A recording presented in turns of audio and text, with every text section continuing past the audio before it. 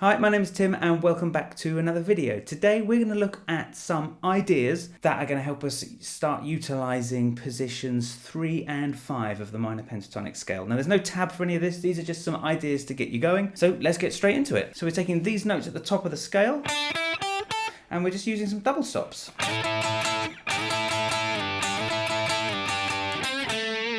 So what we're doing is that's 3rd fret on the top 2 strings and then we're just sliding up 2 frets.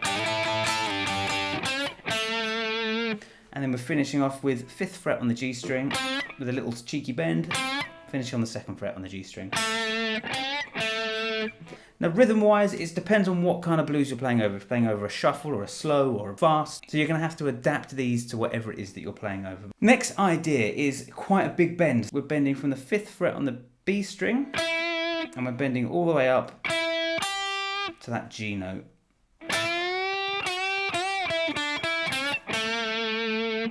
So when we're bending something that big, is we're using our 3rd finger and our 2nd finger and our 1st fingers are just there to support it. Thumb over the top as if you're holding a baseball bat, and the motion does not come from the fingers doing this. It comes from your entire wrist doing this.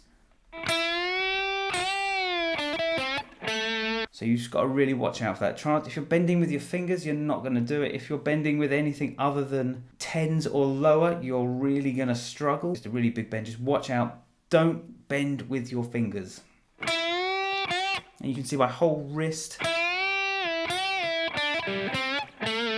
is moving. It's not my fingers at all. So what we're doing is we're coming off that bend.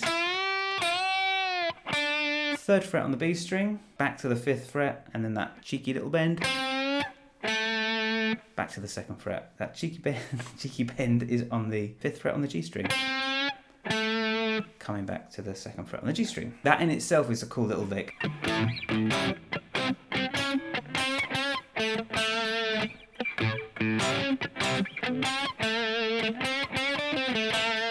So the next kind of idea is different sort of note phrases that, familiar patterns. So we're all familiar with kind of that, the Clapton kind of lick.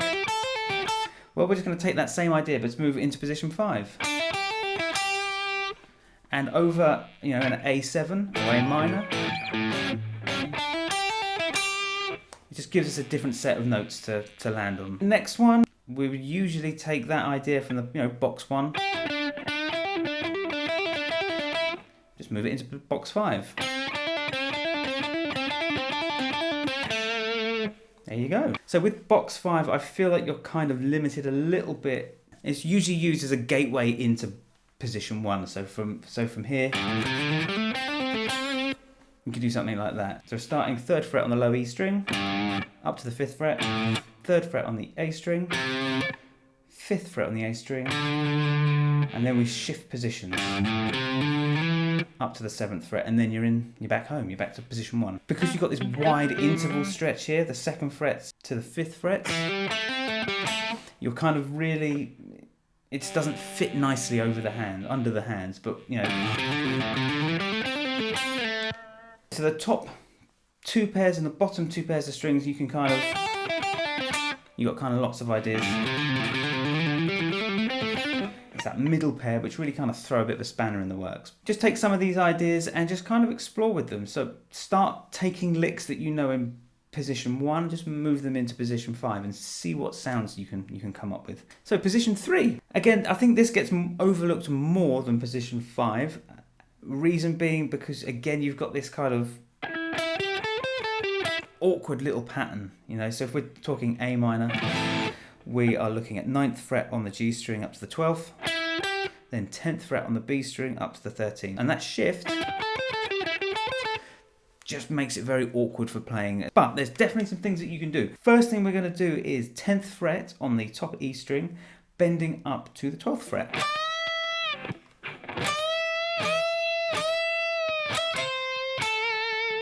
So we're taking almost the Albert King lick,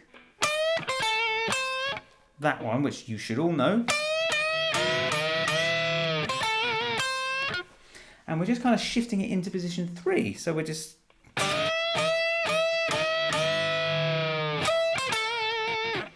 So we got to do a slide from the 10th up to the 12th. 13th fret on the B string, 10th fret on the B string. So the next thing is got this little double stop that you can do. So that's 9th fret on the G string, 10th fret on the B string, sliding up 3 frets.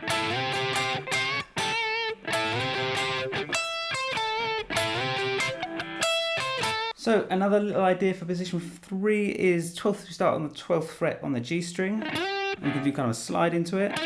10th fret on the B. Up to the 13th fret with a little bend. Back to the 10th fret on the B string. Also got this little position maneuver that you could do. For starting in position 3, we're just running up the box shape.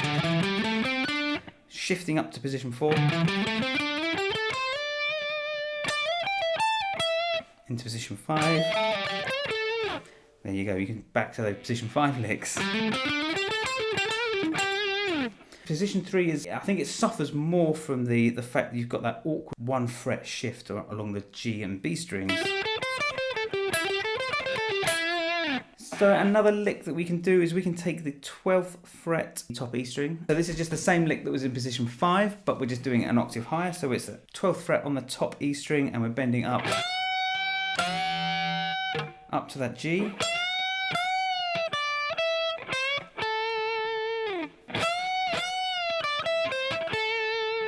So there's a few little ideas that can get you going and moving around the neck a little bit more, so it'll just help you break out of box 1 down into box 5, or if you're familiar playing in box 4, which you kind of should be because it's almost like box 1, the box 3 you can kind of use to kind of segue into it, so that kind of thing. I will leave this here. I will see you on the next video, whenever that may be, and I hope it's soon. Cool. Thank you. Goodbye.